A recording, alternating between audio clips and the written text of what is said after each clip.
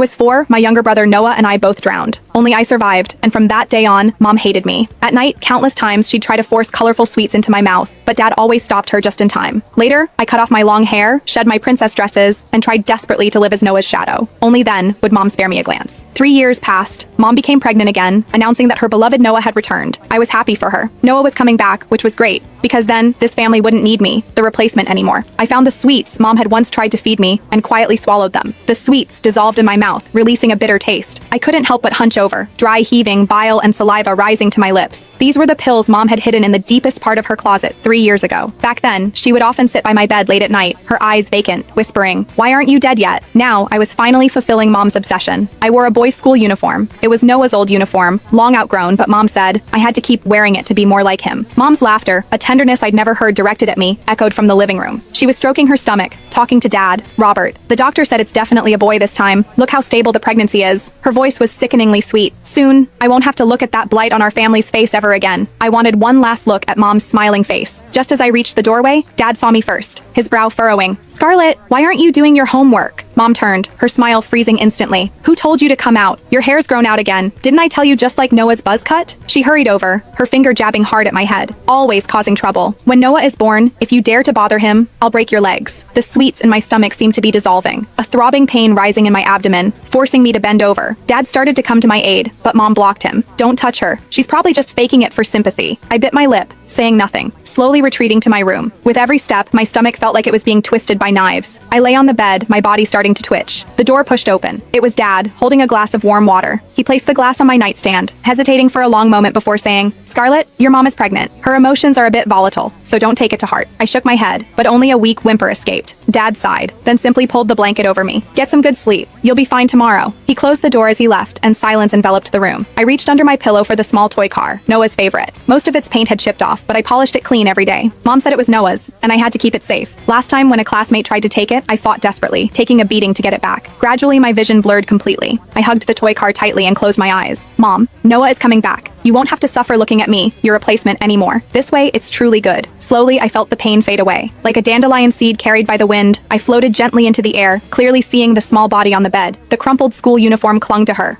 face as white as paper, her lips an unnatural purplish blue. A smudge of undigested bile still clung to the corner of her mouth, and in her hand, she clutched that small toy car. Mom pushed the door open just as I was looking down at my own hands. They were transparent, allowing the sunlight to pass through them, revealing a photo of Noah. She didn't glance at me on the bed. Instead, she walked straight to the desk, picked up Noah's photo, and meticulously wiped it clean, murmuring, "Noah, Mom's going to buy you a new bassinet today. Do you like blue or yellow?" She turned to leave, accidentally kicking the bed frame.